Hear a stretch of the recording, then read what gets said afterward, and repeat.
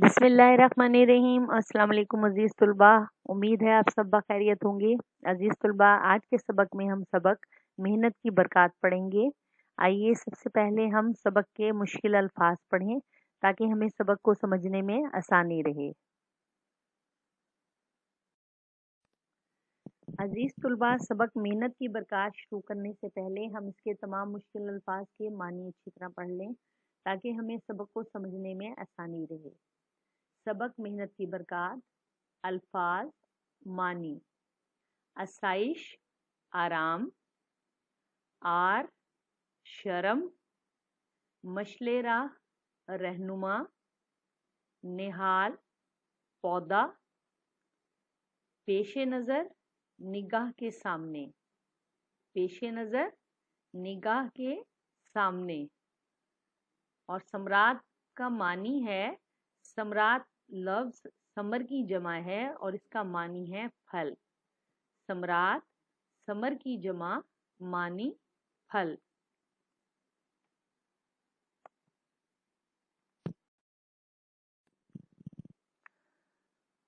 अगला अल्फाज है इशात। इशात के मानी है शाया करना। इशात, शाया करना। बंदोबस्त का मानी है इंतजाम, पायदारी, मजबूती। पहलूतही, टाल मटोल करना या बचना। पहलूतही, टाल मटोल करना या बचना। पेशे खैमा, हर अव्वल दस्ता। पेश खैमा, हर अव्वल दस्ता। इसी तरह पेवंद के मानी है जोड़। पेवंद, जोड़।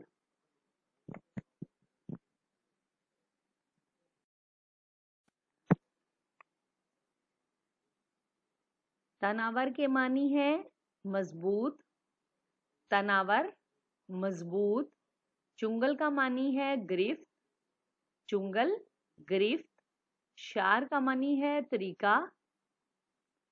फरमा रवाई, हुक्मरानी। फरमा रवाई, हुक्मरानी। फजीलत का मानी है बड़ाई। फजीलत, बड़ाई। काहिली का मानी है सुस्ती। काहिली, सुस्ती। निखार का मानी है उजलापन। निखार, उजलापन। मुनव्वर करना, रोशन करना। मुनव्वर करना, रोशन करना। और वकार के मानी है मतानत। अजीज तुलबा, उम्मीद है आपको तमाम मुश्किल अल्फाज के मानी की समझ आ गई होगी।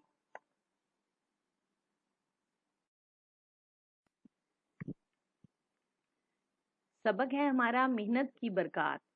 मेहनत की बरकत। अजीज तुलबा, जैसा कि सबक के नाम से ही जाहिर है कि जो भी मेहनत करता है उसे उसकी बरकत से उसका फल ज़रूर मिलता है। और आप सबको मालूम है कि मेहनत करने से ही इंसान तरक्की करता है और मेहनत ही के बलबूते पे आज दुनिया के तमाम कारखाने चल रहे हैं। इसलिए हमें चाहिए कि अगर हम जिंदगी में कामयाब इंसान बनना चाहते हैं तो मेहनत को अपना शार बनाएं, क्योंकि हमारा मजहब इस्लाम भी हमें इस चीज़ की सख्ती से ताकीद करता है कि जिंदगी का हर काम मेहनत ही से मुमकिन है। और अगर हम जिंदगी में कामयाबी अता करना चाहते हैं तो हमें मेहनत ही को अपना शार बनाना चाहिए।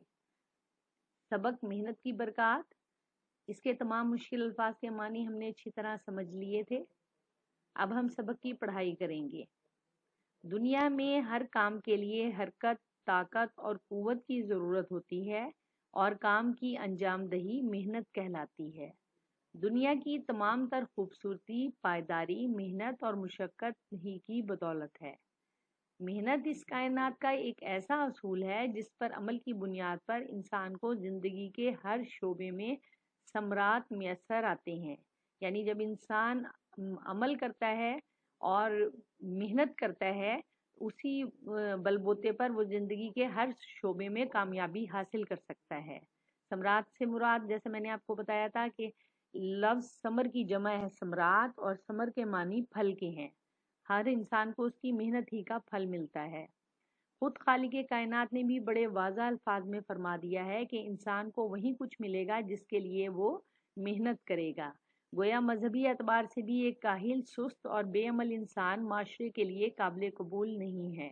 اسلام کی تعلیمات میں کام کرنے والے کو اللہ کا دوست کہا گیا ہے۔ خود ہمارے نبی صلی اللہ علیہ وسلم اپنا ہر کام اپنے ہاتھ سے کرنے میں فخر محسوس کرتے، اپنے جوتے خود گانٹتے اور پھٹے کپڑوں کو پیوند بھی خود لگایا کرتے تھے۔ مسجد نبی کی تعمیر میں حضور صلی اللہ علیہ وسلم نے صحابہ کرام کے ساتھ مل کر پتھر اٹھائے اور غزوہ خندق کے موقع پر خود بھی خندقیں کھودنے کا کام سر انجام دیا۔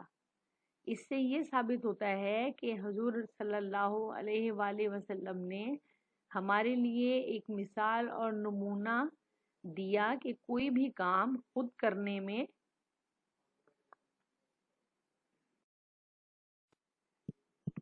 آر محسوس نہیں کرنی چاہیے، یعنی ہمیں کوئی بھی کام اپنے ہاتھ سے کرنا پڑے تو ہمیں اس میں ہرگز شرمندگی محسوس نہیں کرنا چاہیے، بلکہ کام کو نیک نیتی کے ساتھ اور پوری محنت سے انجام دینا چاہیے تاکہ ہمیں اس کا اچھے سے اچھا صلہ مل سکے۔ پاکستانی ہونے کی حیثیت سے اگر ہم غور کریں تو یہ بات واضح ہوگی کہ تحریک پاکستان میں شامل کئی شخصیات ایسی ہیں جن کی زندگی ہمارے لیے مشعل راہ ہے۔ سر سید احمد خان، قائد اعظم اور علامہ اقبال سمیت دیگر قومی رہنما منہ میں سونے کا چمچ لے کر پیدا نہیں ہوئے، یعنی یہ تمام شخصیات بہت امیر نہیں تھیں، ان کے پاس بہت زیادہ مال و دولت نہیں تھی۔ انہوں نے حصول تعلیم اور پھر حصول مقصد کے لیے دن رات محنت کی۔ اسی محنت کا نتیجہ ہے کہ انہوں نے نہ صرف اپنے اور اپنے والدین کا نام روشن کیا بلکہ برصغیر کے مسلمانوں کے لیے ایک الگ وطن کے خواب کو عملی صورت بھی دی۔ اگر یہ لوگ دن رات محنت نہ کرتے تو آج ہم سکھ اور آزادی کا جو سانس لے رہے ہیں وہ کبھی ممکن نہ ہوتا۔ یعنی آج جو ہم ایک علیحدہ ملک کے مالک ہیں تو یہ انسان کی محنت ہی کے بلبوتے پر ہے۔ ہم انگریزوں کی غلامی کے بعد ہندوؤں کی غلامی کے چنگل میں ہمیشہ کے لیے پھنس گئے ہوتے۔ برصغیر پاک و ہند میں اسلام کی تبلیغ و اشاعت کا کام کرنے والے بزرگان دین نے کئی سال حصول علم میں صرف کیے، ہزاروں میل سفر کر کے ہندوستان آئے اور لوگوں کے دلوں کو اللہ تعالیٰ کے دین کی روشنی سے منور کیا۔ یعنی جو بزرگان دین تھے انہوں نے اسلام کی تبلیغ و اشاعت کے لیے نہ صرف خود علم میں کئی سال صرف کیے بلکہ ہزاروں میل کا سفر کر کے بھی ہندوستان پہنچے تاکہ لوگوں کو اسلام کی روشنی سے منور کر سکیں۔ ان کے پیش نظر حضور پاک صلی اللہ علیہ وسلم کی ذات گرامی تھی جنہوں نے مشرکان مکہ کے ہر ظلم کو برداشت کیا اور طائف میں پتھر کھا کر بھی لہو لہان ہو گئے۔ پتھر کھا کر بھی لہو لہان ہوئے۔ یہ لوگ اگر محنت نہ کرتے، ہاتھ پہ ہاتھ رکھ کر بیٹھ جاتے تو آج سارا عالم اسلام کی تعلیمات سے محروم ہوتا۔ انسان کی حیثیت ایک پودے کی سی نہیں کہ ایک ہی جگہ پر کھڑے کھڑے تناور درخت بن جائے۔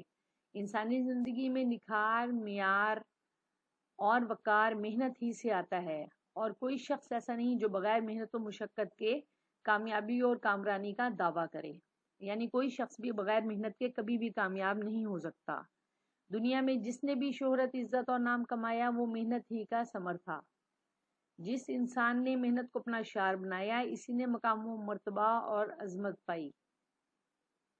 کسان کی مثال لے لیں، اگر وہ محنت کرنا چھوڑ دے، کھیتی باڑی نہ کرے تو خوراک کا بندوبست کیوں کر ممکن ہوگا؟ ظاہر ہے کھیتوں میں فصل کون اگائے گا؟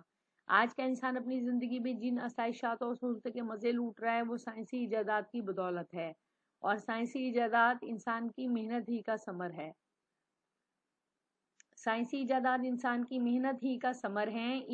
جن افراد اور اقوام نے محنت کی وہ دنیا کی ترقی یافتہ قوموں کی صف میں شامل ہو گئیں۔ جنہوں نے محنت اور مشقت سے پہلو تہی کی انہیں معاشرے میں اور دنیا میں کچھ بھی حاصل نہ ہو سکا۔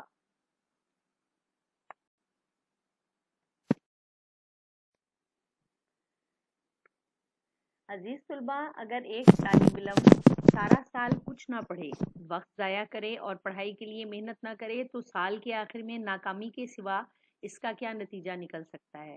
اس کے مقابلے میں جو طالب علم سارا سال محنت کرتا ہے کامیابی اس کے قدم چومتی ہے۔ یعنی کامیابی ہمیشہ اس طالب علم کو ملتی ہے جو پورا سال لگاتار محنت کرتا ہے، وہیں کلاس میں پہلی، دوسری یا تیسری پوزیشن کا حقدار قرار پاتا ہے۔ دنیا میں کامیابی و کامرانی، عزت، نام اور شہرت کے لیے ہمیں سخت محنت اور مشقت کرنی چاہیے۔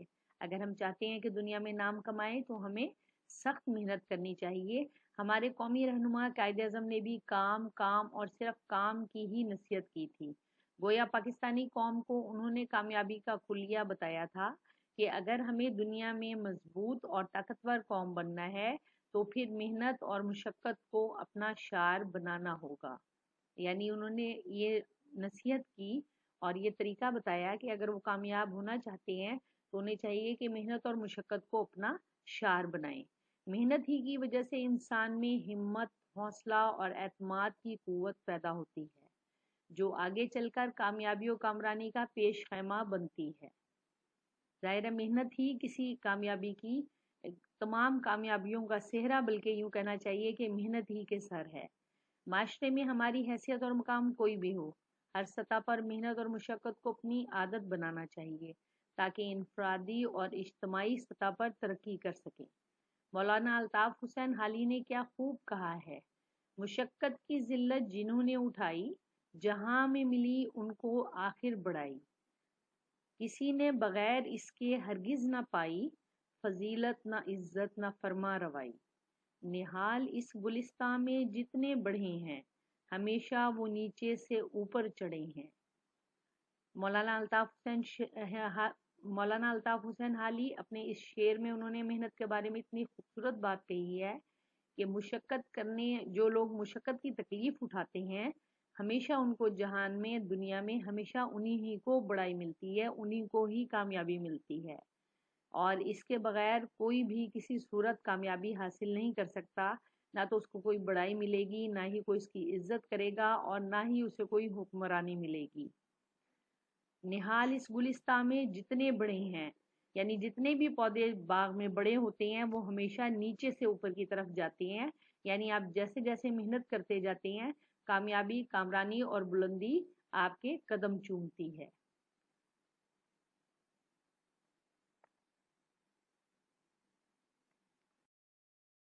अजीज तलबा, उम्मीद है आपको सबक की अच्छी तरह समझ आ गई होगी। इस सबक को आप अच्छी तरीके से पढ़ेंगे और इसके मुश्किल अल्फाज के मायने याद करके कॉपियों में लिखेंगे। अगले सबक में हम इंशाल्लाह इसके तमाम मश्की सवालात करेंगे। तब तक अपना बहुत ज़्यादा ख्याल रखें। अल्लाह हाफिज़।